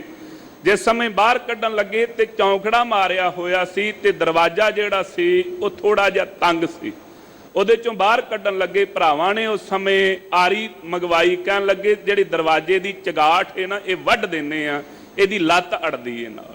ਤੇ ਜਿਹਦੇ ਬਾਬਤ ਕਹਿੰਦਾ ਸੀ ਕਿ ਮੈਨੂੰ ਬੜਾ ਨੇਹ ਪ੍ਰੇਮ ਕਰਦੀ ਹੈ, ਉਹ ਕਹਿਣ ਲੱਗੀ ਕਾਹਦੇ ਲਈ ਨੁਕਸਾਨ ਕਰਦੇ ਹੋ, ਇਹ ਤੇ ਚੜ੍ਹਾਈ ਕਰ ਚੁੱਕਾ ਹੈ, ਮਰ ਗਿਆ ਹੈ, ਹੁਣ ਇਹਦੀਆਂ ਲੱਤਾਂ ਰੱਖ ਕੇ ਕੀ ਕਰਨੀਆਂ, ਜੇ ਚਗਾਠ ਨਾ ਵੱਢੋ ਇਹਦੀ ਲੱਤ ਹੀ ਝਾੜ ਦਿਓ। ਉਸੇ ਸਮੇਂ ਤਤਸਿਨ ਸਾਰਾ ਹੀ ਜਿਹੜਾ ਗਿਆਨ ਸੀ ਉਹ ਹੋ ਆਇਆ, ਭਾਈ ਕੋਈ ਤੇਰਾ ਆਪਣਾ ਨਹੀਂ। ਉਸ ਸਮੇਂ ਉੱਠ ਕੇ ਬੈਠ ਗਿਆ, ਕਹਿਣ ਲੱਗਾ ਨਹੀਂ ਭਾਈ, ਜੋ ਗੁਰੂ ਸਾਹਿਬ ਜੀ ਕਹਿੰਦੇ ਉਹੋ ਹੀ ਚੰਗਾ ਹੈ, ਨਾਮ ਅਭਿਆਸ ਹੀ ਕਰਨਾ ਚੰਗਾ ਹੈ। ਭਗਤ ਕਬੀਰ ਜੀ ਵੀ ਇੱਥੇ ਸਮਝਾ ਰਹੇ ਨੇ, ਕਹਿੰਦੇ ਜਿੰਨਾ ਬੜਾ ਨੇਹ ਕਰਦਾ ਹੈ ਨਾ, ਜਿਹੜਾ ਕਹਿੰਦਾ ਹੈ ਕਿ ਮੇਰੀ ਮਰਨ ਜੀਵਨ ਦੀ ਸਾਥੀ ਹੈ, ਕਹਿੰਦੇ ਡਿਉੜੀ ਤੱਕ ਜ਼ਰੂਰ ਤੇਰੇ ਨਾਲ ਆਵੇਗੀ, ਉੱਥੋਂ ਅੱਗੇ ਜੇ ਆਗੇ ਸੱਜਣ ਸੁਹੇਲਾ। ਕਹਿਣ ਲੱਗੇ ਫਿਰ ਮਹਾਰਾਜ ਅੱਗੇ ਕੌਣ, ਕਹਿੰਦੇ ਫਿਰ ਅੱਗੇ ਤੇਰੇ ਸੱਜਣ ਤੈਨੂੰ ਮੋਢਿਆਂ ਤੇ ਚੁੱਕ ਕੇ ਤੁਰ ਪੈਣਗੇ। ਜਿਹਨੂੰ ਆਪਾਂ ਪੜ੍ਹਦੇ ਹਾਂ, ਵੇਖੋ ਬੰਦਾ ਚੱਲਿਆ ਚੌਂ ਜਣਿਆਂ ਦੇ ਕੰਨ, ਉਹ ਫਿਰ ਜਿਹੜੇ ਤੇਰੇ ਸੱਜਣ ਹਨ ਅੱਗੇ ਤੈਨੂੰ ਨਾਲ ਚੁੱਕ ਕਰਕੇ ਤੁਰ ਪੈਣਗੇ। ਤੇ ਇਹ ਕਹਿਣ ਲੱਗਾ ਮਹਾਰਾਜ ਫਿਰ ਗੱਲ ਬਣ ਗਈ ਨਾ ਕੋਈ ਤੇ ਮੇਰੇ ਨਾਲ ਨਿਭਿਆ ਨਾ। ਠੀਕ ਹੈ, ਨਿਆਣਿਆਂ ਨੇ ਮਾਇਆ ਦੌਲਤ ਧਨ ਜਿਹੜਾ ਉਹ ਪਕੜ ਲੈਣਾ ਕੀਤਾ, ਉਹਨਾਂ ਨੂੰ ਮੈਂ ਚੰਗਾ ਨਾ ਲੱਗਾ। ਧਰਮ ਪਤਨੀ ਦਰਵਾਜ਼ੇ ਤੱਕ ਆਈ, ਉਹ ਮਰਿਆਦਾ ਦੀ ਮਾਰੀ ਵਿਚਾਰੀ ਬਹਿ ਗਈ, ਮੇਰੇ ਸੱਜਣ ਤੇ ਮੇਰੇ ਨਾਲ ਤੁਰੇ। ਕਹਿੰਦੇ ਚੰਗਾ ਭਾਈ, ਉਹਦੀ ਅਵਸਥਾ ਵੀ ਤੈਨੂੰ ਦੱਸ ਦਿੰਨੇ ਹਾਂ। ਮਰ ਕਟ ਲਓ ਸਭ ਲੋਗ ਕੁਟੰਬ ਭਇਓ। ਕਹਿੰਦੇ ਬਿਲਕੁਲ ਮਰ ਘਟ, ਮਰਿਆ ਹੋਇਆਂ ਦੀ ਥਾਂ ਜਿਹੜੀ ਹੈ, ਕਹਿੰਦੇ ਬਿਲਕੁਲ ਭਾਈ ਉੱਥੋਂ ਤੱਕ ਤੇ ਸਾਰਾ ਕੁਟੰਬ, ਸਾਰੇ ਸੱਜਣ, ਸਾਰੇ ਰਿਸ਼ਤੇਦਾਰ ਮਿੱਤਰ ਉੱਥੋਂ ਤੱਕ ਤੇਰੇ ਨਾਲ ਜ਼ਰੂਰ ਆਏ ਨੇ। ਜਿੰਨਾ ਚਿਰ ਤੈਨੂੰ ਦਫਨਾ ਨਹੀਂ ਦਿੱਤਾ, ਜਿੰਨਾ ਚਿਰ ਤੇਰੇ ਸਰੀਰ ਨੂੰ ਸਾੜ ਨਹੀਂ ਦਿੱਤਾ, ਜਿੰਨਾ ਚਿਰ ਤੇਰੇ ਸਰੀਰ ਨੂੰ ਜਲ ਪ੍ਰਵਾਹ ਨਹੀਂ ਕਰ ਦਿੱਤਾ ਗਿਆ, ਕਹਿੰਦੇ ਉਹਨਾਂ ਚਿਰ ਸਾਰੇ ਨਾਲ ਹੀ ਆਏ ਨੇ। ਕਿਸੇ ਸੱਜਣ ਨੇ ਨਹੀਂ ਕਿਹਾ, ਉੱਥੋਂ ਤੱਕ ਤੇਰੇ ਨਾਲ ਆਏ। ਤੇ ਫਿਰ ਆਣ ਕਰਕੇ ਤੀਲੇ ਜੇ ਗੱਟ ਕੇ ਤੇ ਤੋੜ ਕੇ ਕਹਿ ਦਿੱਤਾ, ਜਤਰ ਆਇਆ ਤਤਰ ਗਸਤੀ, ਜਿੱਧਰੋਂ ਆਇਆ ਏ ਉਧਰ ਨੂੰ ਤੁਰ ਜਾ, ਹੁਣ ਭਰਾਵਾ ਸਾਡੇ ਮਗਰ ਨਾ ਆਵੀਂ। ਇੱਥੋਂ ਤੱਕ ਕਹੀ ਕਹਿੰਦੇ ਨੇ ਜਾਣ ਲੱਗਿਆ ਭਾਪੇ ਨੂੰ ਆਵਾਜ਼ ਮਾਰ ਲਵੋ। ਸੋ ਘਰੋਂ ਵੀ ਆਵਾਜ਼ ਮਾਰ ਕੇ ਤੁਰਦੇ ਆ ਕਿ ਕਿਤੇ ਇਹ ਨਾ ਹੋਵੇ ਸਰੀਰ ਲੈ ਜਾਵੋ ਤੇ ਬਾਪੂ ਘਰੇ ਬੈਠਾ ਰਹਿ ਜਾਵੇ। ਇਹੋ ਜੀ ਅਵਸਥਾ ਕਹਿੰਦੇ ਬਿਲਕੁਲ ਭਾਈ ਉਹ ਸਾਰੇ ਦੇ ਸਾਰੇ ਮੜੀਆਂ ਤੱਕ ਤੇਰੇ ਨਾਲ ਜ਼ਰੂਰ ਗਏ। ਆਗੇ ਹੰਸ ਅਕੇਲਾ, ਤੇ ਅੱਗੇ ਤੇ ਸੱਜਣਾ ਤੈਨੂੰ ਕੱਲੇ ਨੂੰ ਜਾਣਾ ਪੈਣਾ, ਉੱਥੇ ਕਿਸੇ ਨੇ ਨਾਲ ਨਹੀਂ ਜਾਣਾ। ਕੋਈ ਵੀ ਮਰੇ ਹੋਏ ਦੇ ਨਾਲ ਜਿੱਡਾ ਮਰਜੀ ਵੀ ਸੱਜਣ ਪ੍ਰੇਮੀ ਹੈ, ਕਿਸੇ ਮਰੇ ਹੋਏ ਦੇ ਨਾਲ ਨਹੀਂ ਮਰਦਾ। ਕਿਸੇ ਨੇ ਇਹ ਨਹੀਂ ਕਹਿਣਾ ਕਿ ਮੈਂ ਤੇਰੇ ਬਦਲੇ ਮਰ ਜਾਣਾ ਹਾਂ, ਜਾਂ ਕਿਸੇ ਨੇ ਇਹ ਨਹੀਂ ਕਹਿਣਾ ਕਿ ਸੱਜਣਾ ਤੂੰ ਰਹਿ, ਜੇ ਤੂੰ ਜਾਣ ਵਾਲਾ ਹੈ ਤੇ ਮੈਂ ਵੀ ਨਾਲ ਜਾਵਾਂਗਾ। ਜਿਹੜੇ ਸੱਜਣ ਜਦੋਂ ਟੂਰ ਤੇ ਨਿਕਲਦਾ ਸਾਂ ਉਦੋਂ ਫੋਨ ਕਰ ਕਰਕੇ ਪੁੱਛਦੇ ਨੇ, ਭਾਊ ਕਿੱਦਣ ਜਾਣਾ ਈ, ਇੱਕ ਸੀਟ ਮੇਰੀ ਖਾਲੀ ਰੱਖੀ ਨਾਲ, ਮੈਂ ਤੇਰੇ ਨਾਲ ਜਾਣਾ ਈ, ਮੇਰਾ ਤੇਰੇ ਬਿਨਾ ਇੱਥੇ ਜੀ ਨਹੀਂ ਲੱਗਣਾ। ਤੇ ਆਪਾਂ ਵੀ ਫੋਨ ਕਰਕੇ ਕਹਿੰਦੇ ਭਾ ਗੱਲ ਤੇਰੀ ਸੱਚੀ ਏ, ਇਕੱਠੇ ਜਾਵਾਂਗੇ ਤੇ ਦਿਲ ਲੱਗਾ ਰਹੇਗਾ, ਮੈਨੂੰ ਉੱਥੇ ਕੌਣ ਜਾਣਦਾ ਹੈ। ਉਹ ਸੱਜਣਾ ਨੇ ਵੀ ਅੱਜ ਆਵਾਜ਼ ਮਾਰ ਕੇ ਨਹੀਂ ਆਖਣਾ, ਜਦੋਂ ਫੱਟੇ ਤੇ ਪਿਆ ਹੋਇਆ ਮੋਢਿਆਂ ਤੇ ਚੁੱਕ ਕੇ ਤੁਰਦੇ ਤੇ ਹੋਣਗੇ, ਪਰ ਮੜੀਆਂ 'ਚ ਜਾ ਕਰਕੇ ਕਿਸੇ ਨੇ ਨਹੀਂ ਆਖਣਾ ਕਿ ਮੇਰੀ ਸੀਟ ਰਿਜ਼ਰਵ ਰੱਖੀ, ਮੈਂ ਵੀ ਨਾਲ ਜਾਣਾ ਹੈ।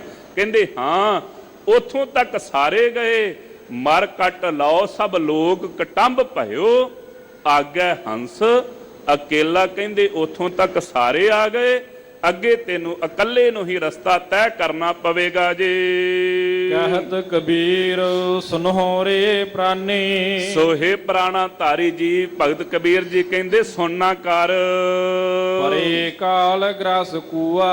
ਕਹਿੰਦੇ ਭਾਈ ਕਾਲ ਦੇ ਖੂਹ ਦੇ ਵਿੱਚ ਪਿਆ ਹੋਇਆ ਹੈ ਤੂੰ। ਇਹ ਜਿਹੜਾ ਮੌਤ ਰੂਪੀ ਖੂਹਾ ਹੈ, ਇਹਦੇ ਵਿੱਚ ਪਿਆ ਹੈ, ਇਥੋਂ ਬਾਹਰ ਨਹੀਂ ਨਿਕਲ ਸਕਦਾ ਤੂੰ।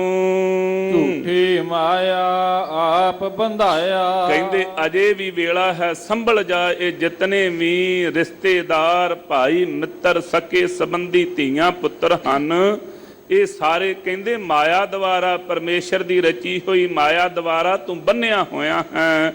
ਉਹਦੀ ਅਵਸਥਾ ਦੱਸਦੇ ਨੇ ਕਿਸ ਤਰੀਕੇ ਨਾਲ। ਜਿਉ ਨਲਨੀ ਭ੍ਰਮ ਸੂਆ। ਕਹਿੰਦੇ ਹਨ ਭਾਈ ਤੋਤੇ ਨੂੰ, ਕਹਿੰਦੇ ਜਿਵੇਂ ਨਲੀ ਦੇ ਨਾਲ ਤੋਤੇ ਨੂੰ ਪਕੜਨ ਵਾਲੇ। ਅਜੋਕੇ ਸਮੇਂ 'ਚ ਤਾਂ ਕਈ ਹੋਰ ਤਰੀਕੇ ਆ ਗਏ ਹਨ। ਪਹਿਲੇ ਸਮਿਆਂ ਦੇ ਵਿੱਚ ਤੋਤੇ ਨੂੰ ਪਕੜਨ ਵਾਲੇ 2 ਕਿੱਲੇ ਗੱਡ ਕਰਕੇ ਉਹਦੇ ਉੱਤੇ ਨੜਾ ਬੰਨ੍ਹਦੇ, ਉਹਦੇ ਥੱਲੇ ਇੱਕ ਬਾਲਟਾ ਰੱਖਦੇ ਨੜੇ ਦੇ, ਉਹਦੇ ਵਿੱਚ ਪਾਣੀ ਭਰ ਦਿੰਦੇ, ਉਹ ਨੜੇ ਦੇ ਨਾਲ ਥੱਲੜੇ ਪਾਸੇ ਨੂੰ ਇੱਕ ਨਾਰ ਲਮਕਾ ਦਿੰਦੇ। ਤੋਤਾ ਨਾਰ ਦਾ ਬੜਾ ਪ੍ਰੇਮੀ ਹੈ। ਜਿਸ ਸਮੇਂ ਉਹ ਨੜੇ ਤੇ ਚੱਲ ਕਰਕੇ ਆਣ ਕਰਕੇ ਉਹ ਨਾਰ ਖਾਣ ਦਾ ਯਤਨ ਕਰਦਾ ਤੇ ਮੂਧਾ ਹੋ ਕਰਕੇ ਅੱਖਾਂ ਜਿਹੜੀਆਂ ਨੇ ਬਾਲਟੇ ਵਿੱਚ ਪਏ ਪਾਣੀ ਦੇ ਨਾਲ ਜਾ ਕਰਕੇ ਲੱਗ ਜਾਂਦੀ। ਉਹ ਨੜੇ ਵਾਲੇ ਪੈਰ ਛੱਡਦਾ ਨਹੀਂ ਕਿ ਕਿਤੇ ਮੈਂ ਛੱਡ ਦਿੱਤੇ ਤੇ ਖਬਰੇ ਮੈਂ ਇਸ ਦਰਿਆ, ਇਸ ਸਮੁੰਦਰ ਵਿੱਚ ਡਿੱਗ ਕਰਕੇ, ਇਸ ਪਾਣੀ ਵਿੱਚ ਡਿੱਗ ਕਰਕੇ ਮੇਰੀ ਮੌਤ ਹੋ ਜਾਵੇ। ਇਸੇ ਤਰੀਕੇ ਦੇ ਨਾਲ ਭਾਈ ਇਹ ਜੋ ਸ਼ਬਦ ਸਪਰਸ਼ ਰੂਪੀ 2 ਕਿੱਲੇ ਜਿਹੜੇ ਨੇ ਉਹ ਜੜੇ ਹੋਏ ਹਨ। ਇਹਦੇ ਵਿੱਚ ਜਿਹੜਾ ਭਾਈ ਇਸੇ ਤਰੀਕੇ ਦੇ ਨਾਲ ਨੜਾ ਕਿਹੜਾ ਹੈ, ਕਾਲ ਰੂਪੀ ਸ਼ਿਕਾਰੀ ਨੇ ਬੱਧਾ ਹੋਇਆ। ਜਿਹੜਾ ਭਾਈ ਅਗਿਆਨਤਾ ਰੂਪੀ ਨੜਾ ਜਿਹੜਾ ਇਹਦੇ ਤੇ ਵੱਜਾ ਹੋਇਆ ਹੈ। ਇਹ ਜੀਵ ਰੂਪੀ ਤੋਤਾ ਜਿਹੜਾ ਭੋਗਾਂ ਦਾ ਰਸ ਹੈ, ਭੋਗ ਰਸ ਰੂਪੀ ਅਨਾਰ ਨੂੰ ਖਾਣ ਵਾਸਤੇ ਜਿਸ ਸਮੇਂ ਇਸ ਨੜੇ ਤੇ ਚੱਲਿਆ, ਜਗਤ ਰੂਪੀ ਬਾਟੇ ਦੇ ਵਿੱਚ ਇਹ ਜੋ ਭਾਈ ਪਦਾਰਥਾਂ ਰੂਪੀ ਜਲ ਪਿਆ ਹੋਇਆ ਸੀ, ਇਹਦੇ ਤੇ ਅੱਖਾਂ ਲੱਗਣੇ ਕਰਕੇ ਉੱਥੇ ਆਪਣੇ ਪੈਰ ਘੁੱਟ ਕੇ ਬੈਠ ਗਿਆ ਕਿ ਕਿਤੇ ਮੈਂ ਇਹ ਪੈਰ ਛੱਡ ਦਿੱਤੇ ਤੇ ਖਬਰਾਂ ਮੈਂ ਭੁੱਖਾ ਹੀ ਨਾ ਮਰ ਜਾਂਦਾ ਹੋਵਾਂ।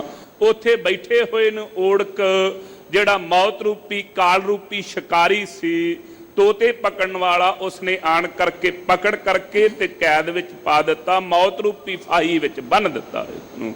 ਇਸ ਕਰਕੇ ਕਹਿੰਦੇ ਭਗਤ ਕਬੀਰ ਜੀ ਨੇ ਪ੍ਰਮਾਣ ਦੇ ਕੇ ਸਮਝਾਇਆ ਹੈ, ਗੁਰੂ ਕੈ ਸਿੱਖਾ ਜਿਵੇਂ ਉਹ ਜਿਹੜਾ ਸੂਆ ਤੋਤਾ ਹੈ, ਜਿਵੇਂ ਨਲੀ ਦੇ ਨਾਲ ਬੱਝਾ ਹੋਇਆ ਹੈ, ਇਵੇਂ ਹੀ ਤੇਰੀ ਅਵਸਥਾ ਬਣੀ ਹੋਈ ਹੈ। ਸਮਾਂ ਹੈ, ਸੰਭਲ ਜਾ, ਨਹੀਂ ਤੇ ਉਹੋ ਹੀ ਅਵਸਥਾ ਹੋਵੇਗੀ ਜਿਵੇਂ ਉਹ ਬੁਲਾਉਂਦੇ ਨੇ ਉਵੇਂ ਬੋਲਦਾ ਫਿਰਦਾ ਹੈ, ਤਿਵੇਂ ਤੂੰ ਵੀ ਬੋਲਦਾ ਫਿਰੇਂਗਾ। ਮਾਇਆ ਪਦਾਰਥਾਂ ਦੇ ਲਾਲਚ ਵਿੱਚ ਲੱਗਾ ਹੋਇਆ ਓੜਕ ਮੌਤ ਨੂੰ ਪ੍ਰਾਪਤ ਹੋ ਜਾਵੇਂਗਾ। ਇਹ ਬਖਸ਼ਿਸ਼ ਅੱਜ ਜੋ ਹੁਕਮਨਾਮਾ ਸਾਹਿਬ ਗੁਰਦੇਵ ਜੀ ਨੇ ਬਖਸ਼ਿਸ਼ ਕੀਤਾ ਹੈ, ਉਹਦੇ ਦੁਆਰਾ ਸਾਡੇ ਤੇ ਕੀਤੀ ਹੈ। ਇਹ ਗੁਰੂ ਕੈ ਸਿੱਖਾ, ਇਸ ਸੰਸਾਰ ਵਿੱਚ ਆਇਆ ਹੈ ਤਾਂ ਪ੍ਰੇਮਾ ਭਗਤੀ ਕਰਕੇ, ਨਾਮ ਜਪ ਕਰਕੇ ਆਪਣੇ ਜੀਵਨ ਨੂੰ ਸਫਲਾ ਕਰ।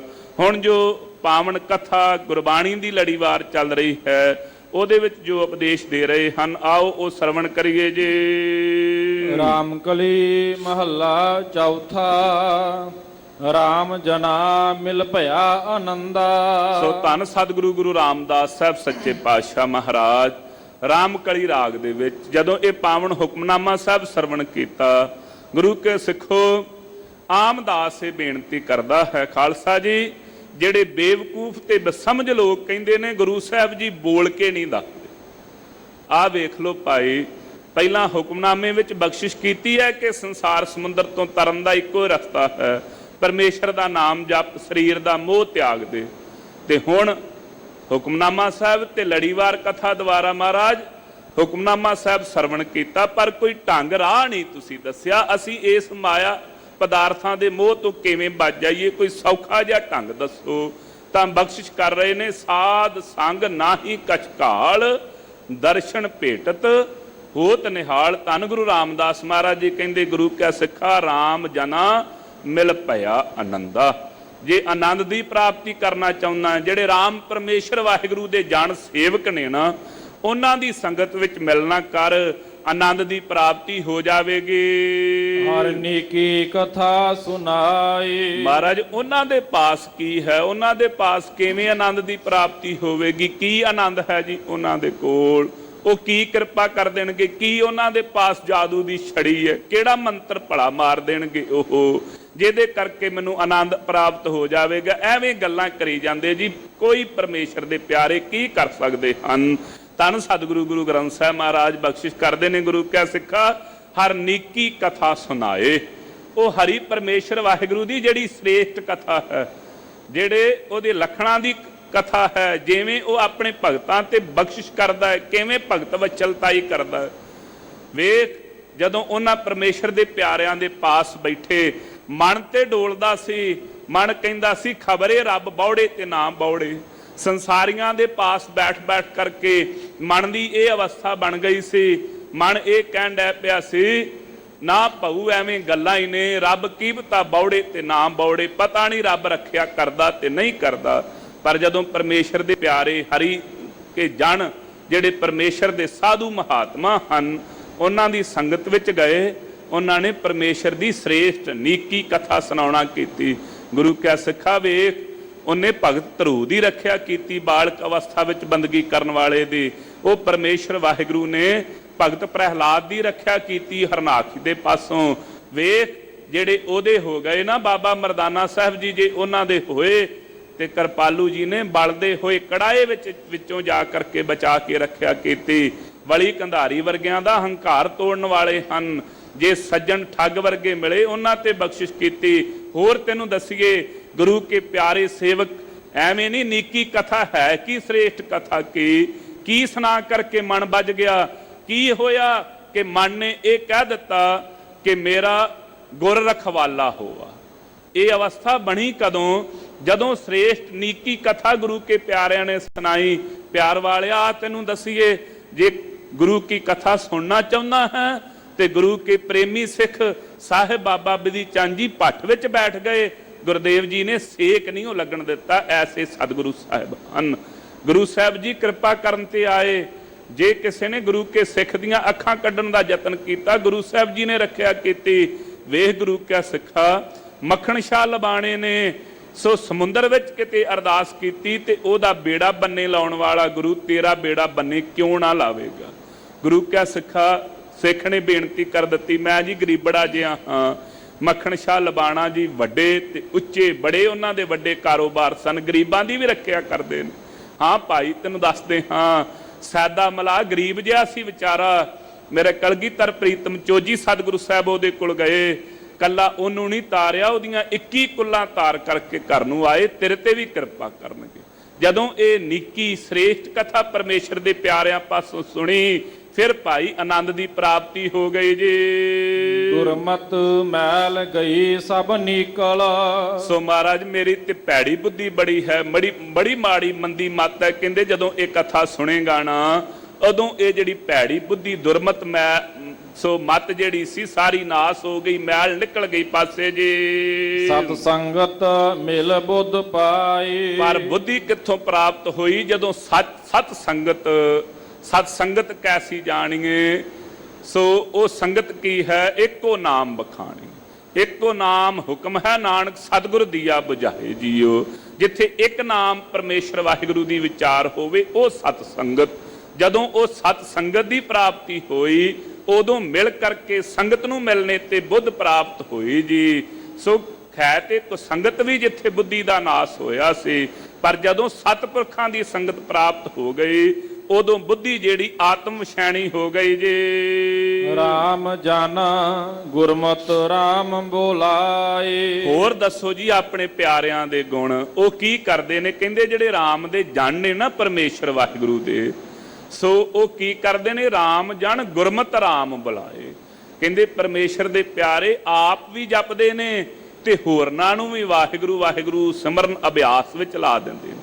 ਆਪ ਵੀ ਰਾਮ ਦੇ ਗੁਣਾਂ ਨੂੰ ਗਾਉਂਦੇ ਨੇ, ਹੋਰਨਾਂ ਨੂੰ ਵੀ ਕਹਿੰਦੇ ਗੁਰੂ ਕੈ ਸਿੱਖਾ ਤੂੰ ਵੀ ਗਾਇਆ ਕਰ। ਇਹ ਉਹ ਵਾਲੇ ਨਹੀਂ ਜਿਹੜੇ ਕੰਨ 'ਚ ਫੂਕ ਮਾਰ ਕੇ ਕਹਿਣ ਕਿ ਅੱਗੇ ਕਿਸੇ ਨੂੰ ਦੱਸਿਆ ਤੇ ਤੇਰੀ ਜ਼ਬਾਨ ਸੜ ਜਾਵੇਗੀ। ਇਹ ਉਹ ਨੇ ਜਿਹੜੇ ਆਪ ਜਪੈ ਅਵਰਹ ਨਾਮ ਜਪਾ, ਆਪ ਵੀ ਜਪਦੇ ਨੇ। ਦੂਜਿਆਂ ਨੇ ਜਾ ਕੇ ਬੇਨਤੀ ਕੀਤੀ, ਮਹਾਂਪੁਰਖੋ ਤੁਹਾਡੇ ਤੇ ਬੜੀ ਕਿਰਪਾ ਹੈ, ਸਾਡੇ ਤੇ ਕਿਰਪਾ ਕਰ ਦਵੋ। ਕਹਿੰਦੇ ਲੈ ਭਾਈ ਮਾਲਾ ਪਕੜ ਲੈ, ਵਾਹਿਗੁਰੂ ਮੰਤਰ ਦਾ ਅਭਿਆਸ ਕਰਿਆ ਕਰ। ਸਾਡੇ ਤੇ ਇਸ ਵਾਹਿਗੁਰੂ ਮੰਤਰ ਨੇ ਕਿਰਪਾ ਕੀਤੀ ਹੈ, ਆਪੋ ਕੋਈ ਕਿਰਪਾ ਨਹੀਂ ਹੋਈ। ਜਿਸ ਪਰਮੇਸ਼ਰ ਨੇ ਸਾਡੇ ਤੇ ਕਿਰਪਾ ਕੀਤੀ ਉਹ ਤੇਰੇ ਤੇ ਵੀ ਕਿਰਪਾ ਕਰੇਗਾ। ਆ ਅਸੀਂ ਵੀ ਨਾਮ ਜਪਦੇ ਹਾਂ, ਤੂੰ ਵੀ ਜਪਿਆ ਕਰ। ਜੋ ਜੋ ਸੁਣੈ ਕਹੈ ਸੋ ਮੁਕਤਾ। ਅੱਛਾ ਮਹਾਰਾਜ, ਜੇ ਭਲਾ ਅਸੀਂ ਨਾਮ ਜਪਣ ਲੱਗ ਪਈਏ ਫਿਰ ਕਹਿੰਦੇ ਜਿਹੜਾ ਕਹੇਗਾ, ਜਿਹੜਾ ਸੁਣੇਗਾ ਭਾਈ ਉਹ ਮੁਕਤ ਹੋ ਜਾਵੇਗਾ। ਰਾਮ ਜਪਤ ਸੋਹਾਏ। ਪਰਮੇਸ਼ਰ ਦਾ ਨਾਮ ਜਪ ਕਰਕੇ ਸੋਭਾ ਵਾਲਾ ਹੋ ਜਾਵੇਗਾ ਜੀ। ਰਹਾਉ ਬਸ ਰਾਮ ਦੇ ਕੇ ਬਖਸ਼ਿਸ਼ ਕਰਦੇ ਹਨ। ਜੇ ਵੱਡ ਭਾਗ ਹੋਵੈ ਮੁਖ ਮਸਤਕ। ਮਹਾਰਾਜ ਜੀ ਇਹ ਨਾਮ ਦੀ ਦਾਤ ਮਿਲਦੀ ਕਿੰਨਾਂ ਨੂੰ? ਕਹਿੰਦੇ ਜਿਨ੍ਹਾਂ ਦੇ ਮਸਤਕ ਤੇ ਵੱਡੇ ਭਾਗ ਪਰਮੇਸ਼ਰ ਵਾਹਿਗੁਰੂ ਵੱਲੋਂ ਉਕਰੇ ਹੋਣ ਜੀ। ਹਰ ਰਾਮ ਜਨਾ ਭੇਟਾਏ। ਕਹਿੰਦੇ ਉਹ ਪਰਮੇਸ਼ਰ ਦੇ ਪਿਆਰਿਆਂ ਦੀ ਸੰਗਤ ਚ ਆਉਂਦਾ, ਐਵੇਂ ਸੰਗਤ ਨਹੀਂ ਮਿਲ ਜਾਂਦੀ। ਐਵੇਂ ਨਹੀਂ ਕਿ ਪਰਮੇਸ਼ਰ ਦੇ ਪਿਆਰਿਆਂ ਦੀ ਸੰਗਤ ਹਰੇਕ ਕਿਸੇ ਨੂੰ ਮਿਲ ਜਾਂਦੀ ਹੋਵੇ, ਨਹੀਂ ਭਾਈ। ਜਿਹੜਾ ਪਰਮੇਸ਼ਰ ਵਾਹਿਗੁਰੂ ਦੇ ਪਿਆਰੇ ਜਿਹਦੇ ਮਸਤਕ ਦੇ ਭਾਗ ਚੰਗੇ ਜਾਣ ਲੈਣ, ਉਹਨਾਂ ਤੇ ਬਖਸ਼ਿਸ਼ ਕਰਕੇ ਆਪਣੀ ਸੰਗਤ ਵਿੱਚ ਮੇਲ ਲੈਂਦੇ ਹਨ। ਦਰਸ਼ਨ ਸੰਤ ਦੇਹੋ ਕਰ ਕਿਰਪਾ। ਕਹਿੰਦੇ ਫਿਰ ਮਹਾਰਾਜ ਜੀ ਕੀ ਕਰੀਏ? ਕਹਿੰਦੇ ਅਰਦਾਸ ਕਰਿਆ ਕਰੋ ਕਿ ਹੇ ਪਰਮੇਸ਼ਰ ਦੇ ਪਿਆਰਿਓ, ਕਿਰਪਾ ਕਰਕੇ ਸਾਨੂੰ ਆਪਣੇ ਦਰਸ਼ਨ ਦੇਣਾ ਕਰੋ। ਸਭ ਦਾਲਦ ਦੁਖ ਲਹਿ ਜਾਏ। ਕਹਿੰਦੇ ਕੀ ਹੋਵੇਗਾ ਮਹਾਤਮਾ ਦੇ ਦਰਸ਼ਨਾਂ ਨਾਲ? ਕਹਿੰਦੇ ਜਿੰਨੇ ਦਲਿੱਦਰ ਹਨ, ਜਿੰਨੇ ਦੁੱਖ ਹਨ, ਸਾਰੇ ਲਹਿ ਜਾਣਗੇ, ਨਾਸ ਹੋ ਜਾਣਗੇ ਜੀ। ਹਰ ਕੇ ਲੋਕ ਰਾਮ ਜਨ ਨੀਕੇ। ਜਿਹੜੇ ਹਰੀ ਪਰਮੇਸ਼ਰ ਵਾਹਿਗੁਰੂ ਦੇ ਲੋਕ ਕਿਹੋ ਜਿਹੇ ਨੇ? ਕਹਿੰਦੇ ਭਾਈ ਨੀਕੇ ਸ੍ਰੇਸ਼ਟ ਹਨ। ਜਿਹੜੇ ਆਪ ਨਾਮ ਜਪਦੇ ਨੇ, ਹੋਰਨਾਂ ਨੂੰ ਜਪਾਉਂਦੇ ਨੇ, ਉਹਨਾਂ ਨਾਲੋਂ ਚੰਗਾ ਕੌਣ ਹੋ ਸਕਦਾ ਹੈ ਜੀ। ਭਾਗਹੀਨ ਨਾ ਸੁਖਾਏ। ਤੇ ਮਹਾਰਾਜ ਜਿਹੜੇ ਉਹਨਾਂ ਦੀ ਸੰਗਤ ਚ ਨਾਮ ਮਿਲਦੇ ਨੇ, ਜਿਹੜੇ ਉਹਨਾਂ ਦੀ ਨਿੰਦਿਆ ਕਰਦੇ ਨੇ, ਕਹਿੰਦੇ ਭਾਗਾਂ ਤੋਂ ਹੀਣੇ ਨੇ। ਗੁਰੂ ਗ੍ਰੰਥ ਸਾਹਿਬ ਮਹਾਰਾਜ ਕਹਿੰਦੇ ਉਹਨਾਂ ਨੂੰ ਉਹ ਸੁਖਾਏ ਚੰਗੇ ਨਹੀਂ ਲੱਗਦੇ। ਪਰਮੇਸ਼ਰ ਦੇ ਪਿਆਰਿਆਂ ਚ ਵੀ ਔਗਣ ਕੱਢਦੇ ਫਿਰਦੇ ਨੇ, ਉਹਨਾਂ ਦੇ ਵਿੱਚ ਵੀ ਦੋਸ਼ ਆਰੋਪ ਕਰਕੇ ਨਿੰਦਿਆ ਕਰਨ ਦਾ ਯਤਨ ਕਰਦੇ ਹਨ। ਜਿਉਂ ਜੋ ਰਾਮ ਕਹੇ ਜਨ ਉੱਚੇ। ਮਹਾਰਾਜ ਉਹਨਾਂ ਨੂੰ ਕੀ ਦੁੱਖ ਲੱਗਦਾ? ਕਹਿੰਦੇ ਜਿਵੇਂ ਜਿਵੇਂ ਪਰਮੇਸ਼ਰ ਵਾਹਿਗੁਰੂ ਦੇ ਪਿਆਰੇ ਉੱਚੀ ਉੱਚੀ ਰਾਮ ਵਾਹਿਗੁਰੂ ਦੇ ਗੁਣਾਂ ਨੂੰ ਕਹਿੰਦੇ ਹਨ, ਨਰ ਨਿੰਦਕ ਡੰਸ ਲਗਾਏ। ਕਹਿੰਦੇ ਨਿੰਦਕਾਂ ਨੂੰ ਡੰਗ ਵੱਜਦੇ ਨੇ। ਜਿਵੇਂ ਭਾਈ ਕਿਸੇ ਨੂੰ ਡੰਗ ਵੱਜਿਆ ਹੋਵੇ ਤੇ ਤੜਫਦਾ ਹੈ ਨਾ, ਐਵੇਂ ਪਰਮੇਸ਼ਰ ਵਾਹਿਗੁਰੂ ਦੇ ਪਿਆਰੇ ਜਿਵੇਂ ਜਿਵੇਂ ਉੱਚੀ ਉੱਚੀ ਨਾਮ ਸਿਮਰਨ ਅਭਿਆਸ ਕਰਦੇ ਹਨ, ਜਿਹੜੇ ਨਿੰਦਕ ਹਨ ਉਹਨਾਂ ਨੂੰ ਮਾਨੋ ਡੰਗ ਵੱਜਦੇ ਨੇ। ਡੰਗ ਆ ਵੇਖ ਲਓ, ਕਈਆਂ ਨੂੰ ਵੱਜਦੇ ਨੇ ਨਾ, ਸਾਰੀ ਰਾਤ ਟੀਵੀ ਵੇਖਦੇ ਰਹਿਣ, ਕੋਈ ਬਿਮਾਰੀ ਨਹੀਂ, ਤੇ ਅੰਮ੍ਰਿਤ ਵੇਲੇ ਭਾਈ ਸਾਹਿਬ ਜੀ ਨੇ ਸਪੀਕਰ ਲਾ ਦਿੱਤਾ, ਕਹਿੰਦੇ ਇਹਦੀ ਥਾਣੇ ਜਾ ਕੇ ਦਰਖਾਸਤ ਦੇ ਕੇ ਆਵੋ, ਸਾਨੂੰ ਸੌਣ ਨਹੀਂ ਦਿੰਦਾ। ਗੁਰਦੁਆਰਾ ਸਾਹਿਬ ਜੀ ਦੇ ਸਪੀਕਰ ਤੋਂ ਅਲਰਜੀ ਹੈ। ਕਹਿੰਦੇ ਗੁਰਦੁਆਰਾ ਸਾਹਿਬ ਤੋਂ ਪੜ੍ਹੀ ਜਾਂਦੀ ਬਾਣੀ ਦੀ ਆਵਾਜ਼ ਸਾਡੇ ਕੰਨਾਂ 'ਚ ਨਹੀਂ ਪੈਣੀ ਚਾਹੀਦੀ, ਇਹ ਸਾਨੂੰ ਦੁੱਖ ਦਿੰਦੀ। ਇਹ ਸਮਝੋ ਉਹਨਾਂ ਨੂੰ ਡੰਗ ਵੱਜ ਰਹੇ ਹਨ। ਇਹ ਗੁਰੂ ਗ੍ਰੰਥ ਸਾਹਿਬ ਮਹਾਰਾਜ ਜੀ ਦਾ ਫਰਮਾਨ ਹੈ। ਜਿਵੇਂ ਜਿਵੇਂ ਹਰੀ ਪਰਮੇਸ਼ਰ ਵਾਹਿਗੁਰੂ ਦੇ ਪਿਆਰੇ ਉੱਚੀ ਨਾਮ ਜਪਦੇ ਹਨ, ਉਹਨਾਂ ਨੂੰ ਡੰਗ ਵੱਜਦਾ। ਡੰਗ ਉਹ ਬੇਵਕੂਫ ਆਮ ਹੀ ਕਹਿ ਦਿੰਦੇ, ਕਹਿੰਦੇ ਇੱਕ ਤੇ ਭਾਈਆਂ ਨੇ ਬੜਾ ਤੰਗ ਕੀਤਾ, ਇਹੋ ਹੀ ਨਹੀਂ ਸੌਣ ਦਿੰਦੇ। ਜਦੋਂ ਸੌਣ ਦਾ ਟਾਈਮ ਹੁੰਦਾ ਇਹ ਉੱਚੀ ਉੱਚੀ ਬੋਲਣ ਲੱਗ ਪੈਂਦੇ ਨੇ। ਉਹਨਾਂ ਨੂੰ ਮਾਨੋ ਕਿ ਡੰਗ ਵੱਜਦੇ ਹਨ, ਉਹ ਭਾਗਹੀਣਿਆਂ ਨੂੰ, ਉਹ ਮਨਮੁਖਾਂ ਨੂੰ, ਨਾਸਤਕਾਂ ਨੂੰ ਜੇ। ਤ੍ਰਿਗ ਤ੍ਰਿਗ ਨਰ ਨਿੰਦਕ ਜਿਨ ਜਨ ਨਹੀਂ ਪਾਏ। ਕਹਿੰਦੇ ਮਹਾਰਾਜ ਫਿਰ ਉਹਨਾਂ ਦਾ ਕੀ? ਕਹਿੰਦੇ ਤ੍ਰਿਗਾਕਾਰ ਹੈ, ਤ੍ਰਿਗਾਕਾਰ ਹੈ ਐਸੇ ਮਨੁੱਖਾਂ ਨਿੰਦਕਾਂ ਦੇ ਜੀਵਨ ਨੂੰ, ਜਿਨ੍ਹਾਂ ਨੂੰ ਹਰੀ ਪਰਮੇਸ਼ਰ ਵਾਹਿਗੁਰੂ ਦੇ ਪਿਆਰੇ ਨਾਮ ਜਪਦੇ ਚੰਗੇ ਨਹੀਂ ਲੱਗਦੇ ਜੇ। ਹਰ ਕੇ ਸਖਾ ਸਖਾਏ। ਉਹ ਤੇ ਹਰੀ ਪਰਮੇਸ਼ਰ ਵਾਹਿਗੁਰੂ ਦੇ ਸਖੇ ਹਨ, ਉਹਦੇ ਆਪਣੇ ਪਿਆਰੇ ਹਨ, ਪਰ ਧਰੇਗਾਕਾਰ ਹੈ ਜਿਨ੍ਹਾਂ ਨੂੰ ਉਹਨਾਂ ਦੇ ਗੁਣ ਚੰਗੇ ਨਹੀਂ ਲੱਗੇ ਜੀ। ਸੇ ਹਰ ਕੇ ਚੋਰ ਵੇ ਮੁਖ ਮੁਖ ਕਾਲੇ। ਮਹਾਰਾਜ ਫਿਰ ਇਹਨਾਂ ਦਾ ਕੀ ਹੋਵੇਗਾ? ਕਹਿੰਦੇ ਹਰੀ ਪਰਮੇਸ਼ਰ ਵਾਹਿਗੁਰੂ ਦੇ ਦਰ ਦੇ ਚੋਰ ਹਨ। ਸੇ ਤਸਕਰ ਜੇ ਨਾਮ ਨਾ ਲੇਹੀ। ਉਹ ਚੋਰ ਕੌਣ ਚੋਰ ਹਨ? ਜਿਹੜੇ ਪਰਮੇਸ਼ਰ ਵਾਹਿਗੁਰੂ ਦਾ ਨਾਮ ਨਹੀਂ ਜਪਦੇ। ਆਸਵਾਸਾਂ ਰੂਪੀ ਪੂੰਜੀ ਪਰਮੇਸ਼ਰ ਨੇ ਨਾਮ ਜਪਣ ਲਈ ਦਿੱਤੀ ਸੀ, ਤੇ ਜਿਹੜੇ ਮੇਰੇ ਵਰਗਿਆਂ ਨੇ ਵਕਾਰਾਂ ਤੇ ਲਾ ਦਿੱਤੀ। ਮਹਾਰਾਜ ਕਹਿੰਦੇ ਇਹ ਚੋਰ ਹਨ, ਤੇ ਇਹਨਾਂ ਦੇ ਅੱਗੇ ਜਾ ਕਰਕੇ ਜਮ ਰਾਜੇ ਦੀ ਦਰਗਾਹ ਵਿੱਚ ਮੁਖ ਕਾਲੇ ਕੀਤੇ ਜਾਣਗੇ ਜੀ। ਜਿਨ ਗੁਰ ਕੀ ਪੈਜ ਨਾ ਪਾਏ। ਜਿਨ੍ਹਾਂ ਨੂੰ ਗੁਰੂ ਕੀ ਪੈਜ ਪਾਏ ਪਾਉਂਦੀ ਨਹੀਂ ਹੈ ਜੀ। ਦਇਆ ਦਇਆ ਕਰ ਰਾਖੋ ਹਰ ਜੀਓ। ਸੋ ਮਹਾਰਾਜ ਕੀ ਕਰੀਏ? ਕਹਿੰਦੇ ਗੁਰੂ ਕੈ ਸਿੱਖਾ ਅਰਦਾਸ ਕਰਿਆ ਕਰ, ਹੇ ਹਰੀ ਅਕਾਲ ਪੁਰਖ ਵਾਹਿਗੁਰੂ, ਆਪਣੀ ਦਇਆ ਕਰਕੇ, ਆਪਣੀ ਰਹਿਮਤ ਕਰਕੇ ਸਾਡੀ ਰੱਖਿਆ ਕਰਨਾ ਕਰ। ਹਮ ਦੀਨ ਤੇਰੀ ਸਰਣ ਆਏ। ਧੰਨ ਸਤਿਗੁਰੂ ਸਾਹਿਬ ਜੀ, ਅਸੀਂ ਆਪ ਜੀ ਦੇ ਗਰੀਬ ਹੋ ਕਰਕੇ ਆਪ ਜੀ ਦੀ ਸ਼ਰਨ ਵਿੱਚ ਆਏ ਹਾਂ ਜੀ। ਹਮ ਬਾਰਿਕ ਤੁਮ ਪਿਤਾ ਪ੍ਰਭ ਮੇਰੇ। ਮਹਾਰਾਜ ਜੀ ਅਸੀਂ ਹਾਂ ਆਪ ਜੀ ਦੇ ਬਾਲਕ ਬੱਚੇ, ਤੁਸੀਂ ਹੋ ਸਾਡੇ ਪਿਤਾ, ਤੇ ਅਸੀਂ ਬੇਨਤੀ ਕਰਨ ਆਏ ਹਾਂ ਰਾਮ ਮਈਆ, ਹਉ ਬਾਰਕ ਤੇਰਾ ਕਾਹੇ ਨਾ ਖੰਡਸ ਅਵਗਣ ਮੇਰਾ। ਹੈ ਗਰੀਬ ਨਵਾਜ ਜੀ, ਆਪ ਕਿਰਪਾ ਕਰਕੇ ਸਾਡੇ ਅਵਗਣਾਂ ਦੀ ਵਿਚਾਰ ਨਾ ਕਰੋ। ਅਸੀਂ ਆਪ ਜੀ ਦੀ ਸ਼ਰਨ ਵਿੱਚ ਹਾਂ, ਗਰੀਬ ਹੋ ਕਰਕੇ ਆਪ ਜੀ ਦੇ ਬਾਲਕ ਬੱਚੇ ਹਾਂ ਜੇ। ਜਨ ਨਾਨਕ ਬਖਸ਼ ਮਿਲਾਏ। ਆਪ ਕਿਰਪਾ ਕਰੋ ਬਖਸ਼ਿਸ਼ ਕਰਕੇ ਆਪਣੇ ਪ੍ਰੇਮੀ ਮਹਾਂਪੁਰਖਾਂ ਦੀ ਸੰਗਤ ਵਿੱਚ ਸਾਨੂੰ ਮਿਲਾ ਦੇਣਾ ਕਰੋ, ਤਾਂ ਜੋ ਸਾਡੀ ਵੀ ਅਵਸਥਾ ਬਣ ਜਾਵੇ। ਲੋਕ ਸੁਖੀਏ ਪਰ ਲੋਕ ਸੁਹੇਲੇ, ਨਾਨਕ ਹਰ ਪ੍ਰਭ ਆਪੇ ਮੇਲੇ। ਇਹ ਬਖਸ਼ਿਸ਼ ਸਤਿਗੁਰੂ ਸਾਹਿਬ ਜੀ ਨੇ ਹੁਕਮਨਾਮਾ ਸਾਹਿਬ ਜੀ ਦੇ ਰੂਪ ਵਿੱਚ ਤੇ ਪਾਵਨ ਗੁਰਬਾਣੀ ਦੀ ਲੜੀਵਾਰ ਕਥਾ ਦੇ ਸਰੂਪ ਵਿੱਚ ਆਪ ਆਪਣੇ ਸਾਰਿਆਂ ਦੇ ਉੱਤੇ ਕੀਤੀ ਹੈ। ਧੰਨ ਸਤਿਗੁਰੂ ਸਾਹਿਬ ਜੀ ਦੀ ਪਾਵਨ ਗੁਰਬਾਣੀ ਦੀ ਕਥਾ ਕਰਦਿਆਂ ਇੱਕ ਨਹੀਂ ਅਨੇਕ ਪ੍ਰਕਾਰ ਦੀਆਂ ਭੁੱਲਾਂ ਹੋਈਆਂ ਹਨ। ਸਤਿਗੁਰੂ ਸਾਹਿਬ ਤੇ ਗੁਰੂ ਕੀ ਸੰਗਤ ਬਖਸ਼ਣਹਾਰ ਹੈ ਜੀ, ਬਖਸ਼ ਲੈਣੀਆਂ ਜੀ। ਅਗਾਹਾਂ ਤੋਂ ਸਮਤ ਬਖਸ਼ਣੀ ਜੀ, ਦੇਹੋ ਸੱਜਣ ਆਸੀਸੜੀਆਂ, ਜੋ ਹੋਵੇ ਸਾਹਿਬ ਸਿਉ ਮੇਲ। ਲੇਖੇ ਕਤੇ ਨ ਛੁਟੀਐ ਖਿਣ ਖਿਣ ਭੂਲਣ ਹਾਰ, ਬਖਸ਼ਣ ਹਾਰਾ ਬਖਸ਼ ਲੈ ਨਾਨਕ ਪਾਰ ਉਤਾਰ। ਦਇਆ ਦਇਆ ਕਰ ਰਾਖੋ ਹਰ ਜੀਓ, ਹਮ ਦੀਨ ਤੇਰੀ ਸਰਣ ਆਏ।